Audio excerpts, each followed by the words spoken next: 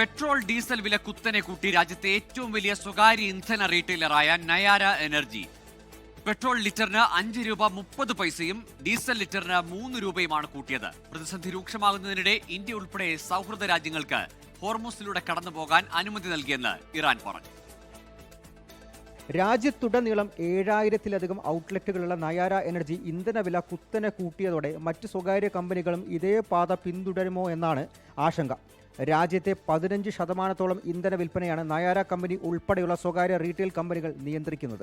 Crude oil വില വർധനവാണ് നീക്കത്തിനുള്ള പ്രധാന കാരണമായി നയാര ചൂണ്ടിക്കാട്ടുന്നത്. പുതുക്കിയ വില പ്രാബല്യത്തിൽ വന്നു. പ്രതിസന്ധി രൂക്ഷമാണെന്ന് വ്യക്തമാക്കുമ്പോഴും കേന്ദ്ര പെട്രോളിയം വകുപ്പ് സഹമന്ത്രി ചോദ്യങ്ങൾക്ക് മറുപടി പറഞ്ഞില്ല. Oil crisis, if you want to know, come to my ministry. It should be official, not on the streets. Thank you. സൗഹൃദ രാഷ്ട്രങ്ങൾക്ക് മുന്നിൽ ഹോർമുസ് കടലിടുക്ക് അടച്ചിട്ടില്ലെന്നും India, China, Russia, Pakistan, Iraq എന്നീ രാഷ്ട്രങ്ങൾക്ക് മുന്നിൽ ഹോർമുസ് കടലിടുക്ക് തുറന്ന് കിടക്കുകയാണെന്നും ഇറാൻ വിദേശകാര്യമന്ത്രി അബ്ബാസ് അരക്ചി വ്യക്തമാക്കിയിരുന്നു. ഇന്ത്യൻ കപ്പലുകളുടെ സുരക്ഷയ്ക്കായി ഓപ്പറേഷൻ ഊർജ സുരക്ഷയുടെ ഭാഗമായി 5 പടക്കപ്പലുകളെ വിന്യസിച്ചിട്ടുണ്ട്. 20 ഇന്ത്യൻ കപ്പലുകളാണ് ഇനി ഹോർമുസ് കടലിടുക്ക് കടക്കാനുള്ളത്. രാജ്യത്ത് 60 ദിവസത്തേക്കുള്ള ക്രൂഡ് ഓയിൽ ശേഖരമുണ്ടെന്ന് പെട്രോളിയം മന്ത്രാലയം അറിയിച്ചു. 1 മാസത്തേക്കുള്ള LPGയും ഒരുക്കിയിട്ടുണ്ട്. 24 ഡൽഹി.